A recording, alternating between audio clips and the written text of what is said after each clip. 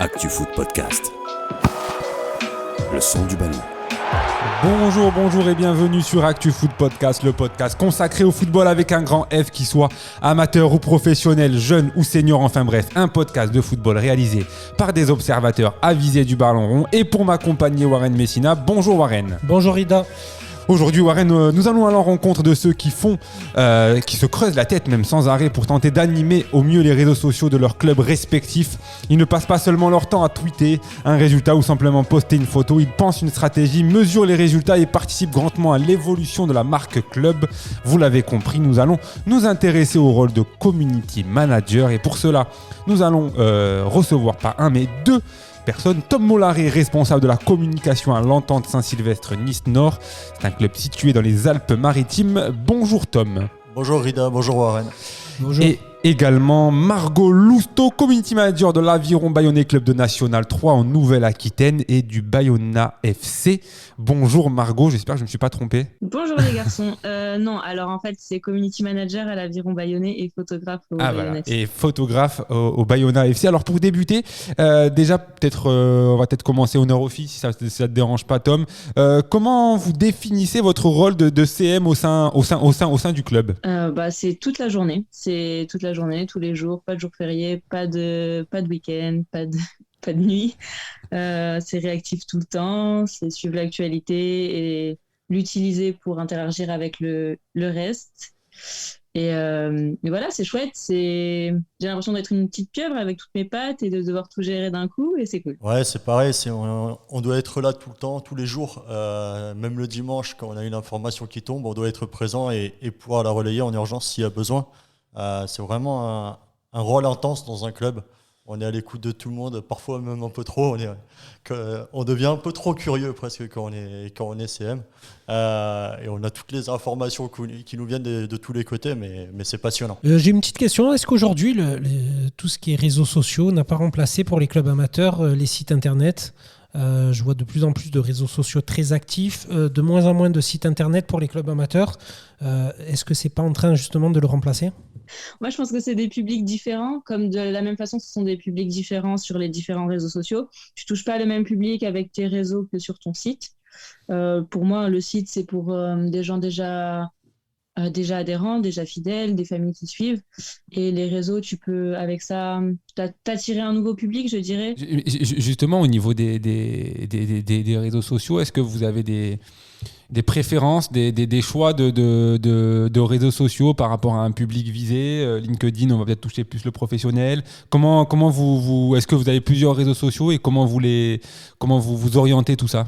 Personnellement, moi je m'adapte en fait. Je choisis aussi les réseaux sociaux. Par exemple, nous, en tant que club de niveau départemental, on a pour l'instant choisi de ne pas être sur LinkedIn ou sur Twitter parce que forcément, en plus, avec cette période sans match, Oui. j'ai estimé que ce n'est pas forcément utile. Mais par contre, on est très présent, notamment sur Facebook et Instagram, qui sont les deux gros réseaux phares, je trouve, pour animer les communautés. Twitter, c'est une autre démarche. Mais je trouve que c'est important d'être vraiment présent sur ces deux réseaux sociaux. Aujourd'hui, on est quand même, chaque génération a son réseau social. C'est vrai qu'il y a Instagram, Facebook, c'est une tranche d'âge. Facebook, on va dire, c'est un peu après les trentenaires. Instagram, c'est un peu avant. Il y a Snapchat, TikTok. Est-ce que les clubs commencent à aller sur ce type de réseau ? Alors, je pense que TikTok, oui, beaucoup. Snapchat, les clubs l'utilisent beaucoup moins, à part les clubs professionnels. Et encore, même les clubs professionnels commencent un peu justement à lâcher un petit peu, en tout cas à être moins actifs. Je pense que TikTok, oui, c'est vraiment le réseau social, en tout cas des 1, 2, 3 prochaines années, en attendant le prochain. Mais oui, pour moi, le plus gros déjà, c'est Instagram. C'est celui qui a pris le plus d'importance dans la vie des clubs, de par la part de la photo aujourd'hui dans la société. Et pour toi, Margot ? Moi, je dirais que TikTok, c'est le réseau du confinement. Ouais. Donc, ça a bien explosé depuis un an.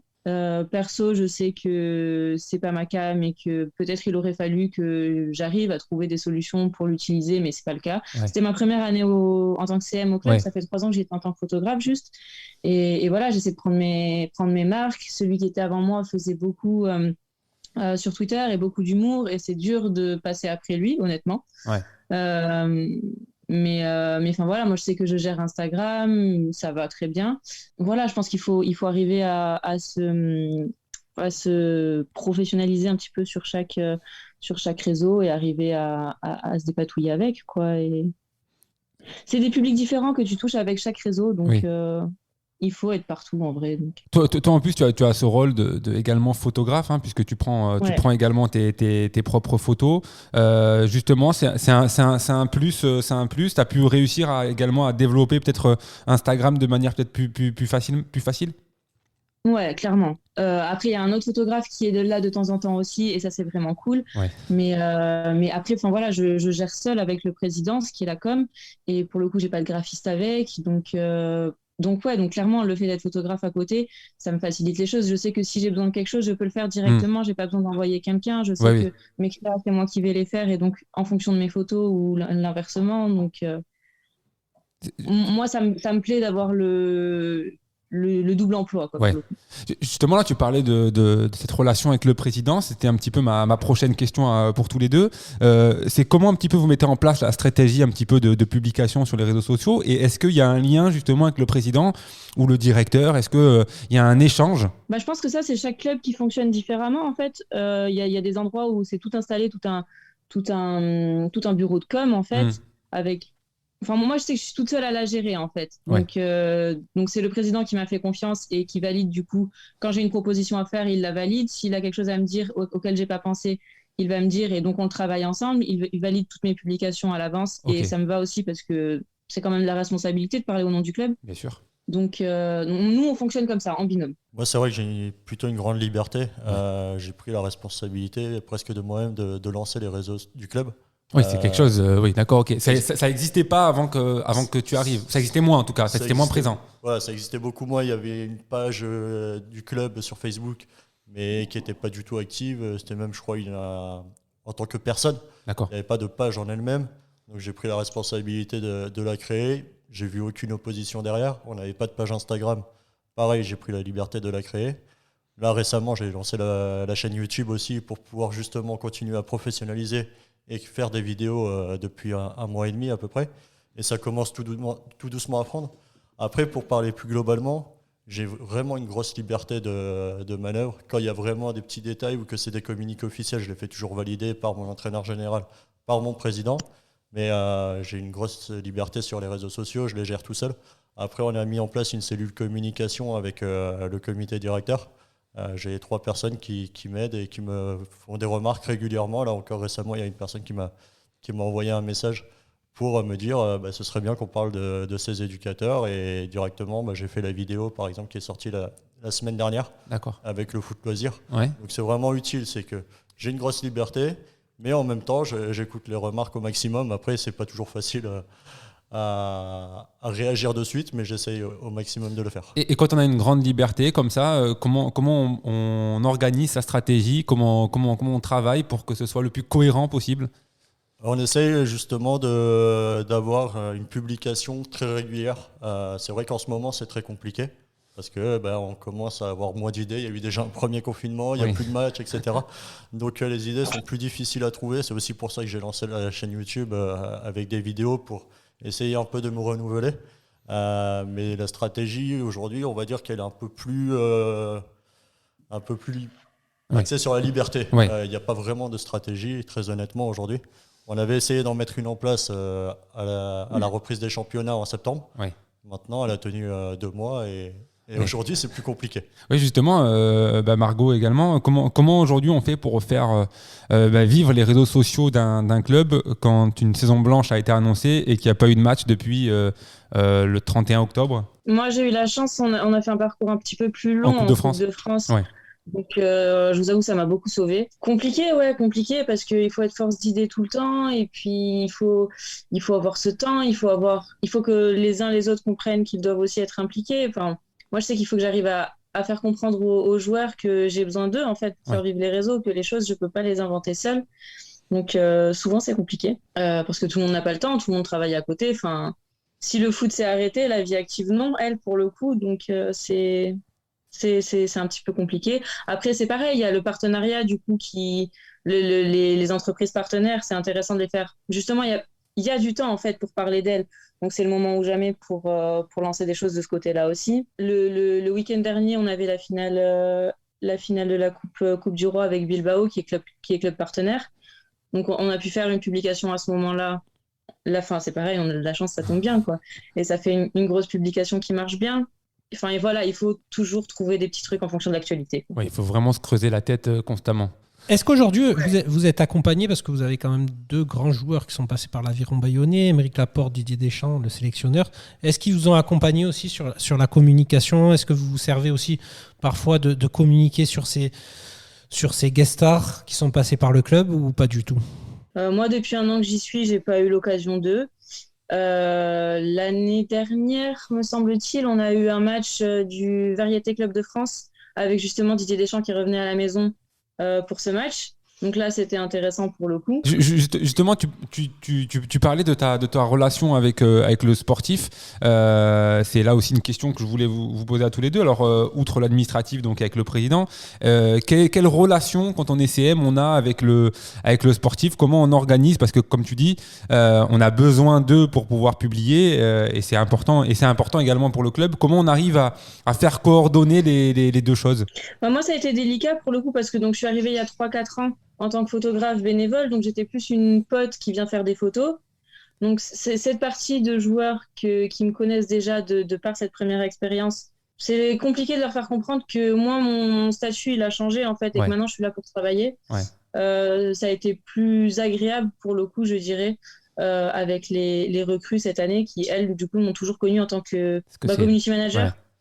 Et qui du coup prennent plus mon rôle au sérieux, si je peux le dire comme ça. Ouais. C'est vrai que j'ai pas mal de rôles au club. Je m'occupe aussi des tournois, je suis éducateur, je fais un peu de secrétariat, donc c'est compliqué de trouver ma place par rapport à cette place de community manager. Après, il y a toujours des éducateurs qui sont plus friands que d'autres de communication. Alors je sais que par exemple, on a lancé la section féminine qui, elle, est très friande de communication parce que ça arrive tout doucement. Il y a un éducateur aussi qui me demande régulièrement de poster des trucs autour de lui. Et il y a des éducateurs justement qui sont beaucoup moins friands, qui sont beaucoup moins présents et c'est plus difficile d'aller les chercher. J'ai une question maintenant un peu plus sur cette association que vous avez montée. Je ne sais pas si c'est une association, un collectif. Qu'est-ce que vous pouvez apporter auprès des autres community managers de tous les clubs? Peut-être réexpliquer comment ça s'est passé, comment vous avez créé ce collectif. Bon, j'ai lu l'article sur ActuFoot justement qui explique en détail. Mais si vous pouvez expliquer pour les futurs ou les community managers des clubs amateurs, qu'est-ce que ça peut leur apporter d'être avec vous, de rentrer dans ce collectif? On a créé ce collectif. Alors pour l'instant, c'est pas encore une association à proprement parler. On va tout doucement mettre en place les choses, mais c'est vrai qu'il y a ce gros tournoi qui arrive et qui va nous demander pas mal de temps avec la mise en place de la tombola pour le Téléthon. Donc pour l'instant, c'est un collectif. Il y a un nom, mais il n'y a pas encore d'association. Ça fait 3 semaines qu'on a mis ça en place. On est un groupe Discord qui existe. Aujourd'hui, on a plus de 80 personnes et community managers qui sont sur ce groupe Discord. Et on a mis en place un onglet qui s'appelle Outils. On s'échange en fait tous les outils disponibles pour les community managers. Alors, on a des community managers de niveau national 2, on a d'autres de niveau national, départemental, régional. Et chacun a ses petits tips qui s'échangent, qui se donnent. Et un community manager de niveau départemental peut très bien proposer des outils qui vont plaire à un de National 2. Et inversement, on a chacun nos outils qu'on utilise, que ce soit pour parler de Canva, Mojo, Adobe Premiere. Chacun utilise ses petits outils et ça aide tout le monde. Ça a vraiment changé votre façon un petit peu de travailler, de communiquer aussi, parce que forcément, ce rôle de CM est toujours particulier, parce qu'on est souvent seul dans un club, surtout quand on est au niveau amateur. Hein, comme tu disais tout à l'heure, Margot, on s'en occupe souvent tout seul, parce qu'il n'y a pas les moyens de pouvoir avoir une équipe avec nous. Là, de se sentir un petit peu en collectif, de se sentir à plusieurs, de ne plus se sentir seul, ça doit être plutôt sympathique. Ouais, ça motive parce qu'on voit aussi des outils qu'on ne connaissait pas, qu'on ne maîtrisait pas. On voit ce que font les autres parce que forcément on s'est suivis tous sur les réseaux sociaux pour justement apporter un vrai collectif, une vraie communauté.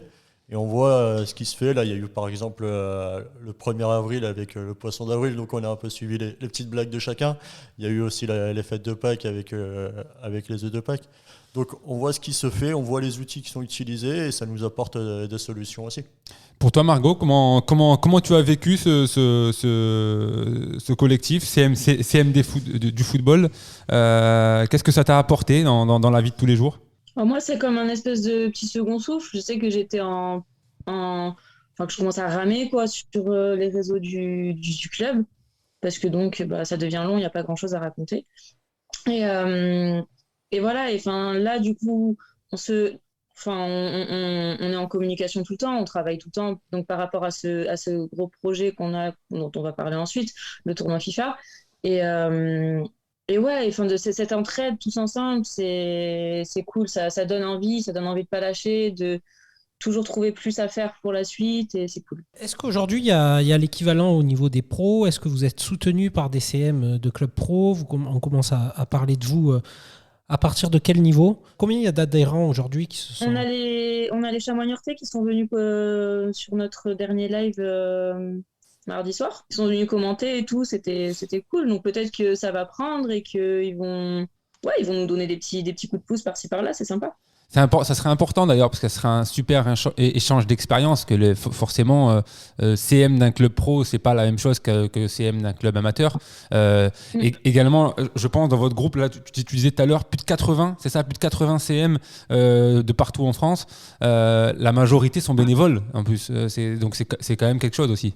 On va dire peut-être que 95-99% sont bénévoles. On en a un qui est salarié, c'est Sullivan de la S Saint-Priest. On a deux alors qui sont salariés. mais pas en tant que CM. En tant que CM, pas en tant que photographe au Bayonne FC qui joue en district, mais à l'Aviron en National 3, oui. Donc voilà, on a une majorité quand même de bénévoles. On doit avoir 95% de bénévoles qui travaillent donc au quotidien pour les clubs. Et c'est pour ça que c'est important qu'on soit soutenu. Alors on parlait des clubs pro, il y a Margot qui parlait des chamois niortais qui sont venus mardi. On sent que tout doucement les clubs ils nous soutiennent aussi parce qu'on fait la démarche vers eux pour essayer de récupérer un ou de l'eau. On a déjà des clubs pro qui ont accepté de nous donner des maillots pour cette tombola. Donc on pense que dès que le tournoi va arriver, dès que la tombola va être lancée dans les prochains jours, on va être plus soutenu. Je sens que vous avez envie d'en parler de ce tournoi. Alors on va en parler. On va en parler de ce projet. C'est un projet donc, que vous avez lancé officiellement mardi soir, qui n'est pas encore ouvert. Hein. Vous allez l'expliquer. Je vais pas aller dans les détails. C'est un projet, donc c'est un tournoi FIFA pour la bonne cause. Si je résume un petit peu les choses, qui est ouvert à tout le monde. Alors c'est un tournoi FIFA 21 qui va se dérouler sur PS4, qui va débuter le 12 mai. Les inscriptions vont commencer le 27 avril. Effectivement, en fait, il y a deux parties. Il y a ce tournoi qui va être ouvert à tout le monde sans inscription, inscription, mais gratuit pour tout le monde. Et à côté, on va mettre en place une cagnotte et une tombola au profit du Téléthon. C'est-à-dire que tous les bénéfices seront reversés au Téléthon. On a déjà l'accord, on va communiquer avec eux très bientôt. Ouais. Ça, c'est déjà réglé. Et l'objectif, c'est de récolter un maximum de dons pour le Téléthon. Mais il n'y a aucune obligation de payer pour participer au tournoi. Donc c'est vraiment deux choses séparées que nous, on a regroupées. C'est indépendant l'une et l'autre. Ouais. On les a regroupées pour la bonne cause parce qu'on communique sur les deux en même temps, mais c'est deux choses différentes. Ok, donc c'est quand même quelque chose de sympathique. Il y aura des lots, c'est ce que j'ai cru comprendre, pardon, il y aura des lots sympathiques aussi d'ailleurs. Il devrait y avoir des lots sympathiques. On ne peut pas trop annoncer, mais on a des joueurs qui ont suivi le mouvement et qui ont fait des dons de leur côté. Il y a du lourd. Ouais, ça c'est bien si ça peut donner envie. Et des entreprises aussi. Des entreprises également, c'est bien. Ouais, des entreprises qui ont fait des dons en fonction de ce qu'ils proposent eux sur leur boîte. Font des dons et c'est un échange, c'est pareil, c'est eux de leur côté, ça leur fait une petite pub, ça peut leur booster leur vente de leur côté. Nous, ça nous permet de faire gagner autre chose que des maillots. Est-ce qu'il y a des guests un petit peu qui vous ont suivi, qui vous ont contacté peut-être pour en savoir un peu plus également? Alors contacter directement à ma connaissance, pas encore. Qui sont venus vers nous, non. Mais par contre, on a contacté pas mal de joueurs pro, pas mal de journalistes aussi, et qui ont accepté de soutenir l'opération. Donc ça, on est content parce qu'on a reçu globalement un très bon accueil. Après, beaucoup nous ont dit oui, c'est très bien, mais on ne peut pas forcément communiquer ou s'associer avec vous parce qu'ils sont dans des situations différentes. Mais on a beaucoup de journalistes de premier plan qui ont accepté de nous soutenir. On va communiquer très prochainement sur eux. Et ça, c'est rassurant. Ça montre que le projet est porteur, qu'ils nous font confiance, alors que parfois, ils ne nous connaissent pas forcément directement. Et ils voient que c'est pour la bonne cause, c'est pour le Téléthon. Et c'est pas pour nous en tant que CM, mais c'est juste le football amateur qui se mobilise tout ensemble pour la bonne cause. Justement, ce collectif, est-ce qu'il est amené également à grandir, à évoluer? Est-ce que vous parlez entre vous un petit peu de l'avenir de ce collectif à, j'ai envie de dire, à moyen terme, sans parler long terme, mais au moins à moyen terme? On aimerait créer d'autres projets. On a envie. Après, on ne sait pas encore ce qu'on va faire parce que c'est très loin et qu'on est vraiment à fond sur ce premier projet. Je pense que la prochaine étape, ça va être vraiment la création d'une association parce que ça va nous aider encore plus. Pour l'instant, on s'est mis en collectif. On a une association qui est importante aussi de citer, c'est eSport FA, qui va appuyer le tournoi et qui va nous permettre justement aussi de lancer cette turbo-là. C'est une association qui existe depuis un moment, qui est spécialisée dans le jeu en ligne et dans le FIFA en ligne.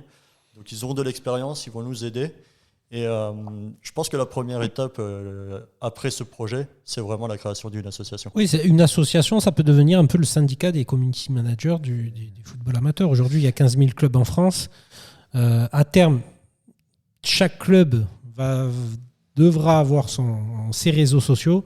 Ça peut être intéressant qu'il y ait un maximum de clubs qui s'abonnent et voilà, ça permet d'échanger, de découvrir de nouvelles choses pour les clubs. Oui, parce qu'aujourd'hui, le community manager est pas forcément, enfin, ce rôle de CM dans un club est pas toujours transmis à une personne qui en a les connaissances et les compétences. Et je pense aujourd'hui, il faut pas se leurrer, beaucoup de présidents de clubs amateurs sont des personnes avec un âge assez avancé, ils connaissent pas forcément l'importance et ils mesurent pas forcément l'importance des réseaux sociaux, que ce soit pour la communication du club, pour les partenaires, comme Margot tout à l'heure le disait, cette importance de mettre en avant, de montrer le dynamisme du club. Donc voilà, ça fait que 3 semaines, vous bougez énormément. Je vous félicitations en tout cas pour ce que vous faites depuis 3 semaines. En espérant, voilà, si vous continuez comme ça, j'attends de voir dans 3 ans comment vous allez être. Ouais, mais justement, on remarque aussi que ça prend hors foot. C'est ça qui est impressionnant. C'est que moi, j'ai vu sur Twitter qu'il y a un club à Lyon d'athlétisme qui nous a dit est-ce que c'est ouvert qu'au foot? Donc on se dit pourquoi pas dans 1 an, 2 ans faire un vrai collectif et une vraie association des community managers du sport français. Et là, il y aura une vraie prise de parole et il y aura une vraie importance. En plus, il y a Paris 2024 qui arrive très bientôt. Donc, pourquoi pas se dire qu'à ce moment-là, il y a une vraie association avec peut-être, je sais pas, 10 000 community managers du sport français. Pour terminer, peut-être un petit mot de la fin, avec vous deux.